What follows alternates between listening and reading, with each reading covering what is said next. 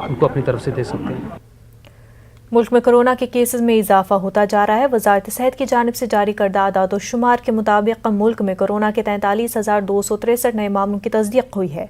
गुज़िश्ता 24 घंटों के दौरान कोरोना से 338 अफराद की मौत हुई है, जबकि 40,567 मरीज सेहतियाब भी हुए हैं। मुल्क में वैक्सीनेशन का अमल भी जारी है।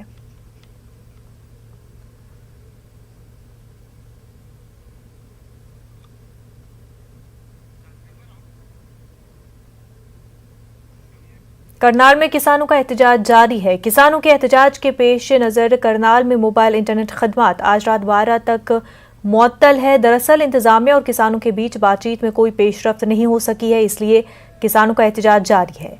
किसानों के एहतजाज के पेश नज़र करनाल में आज भी मोबाइल इंटरनेट खदमात मुअत्तल है। सलामती के पेश नज़र ये फैसला किया गया है।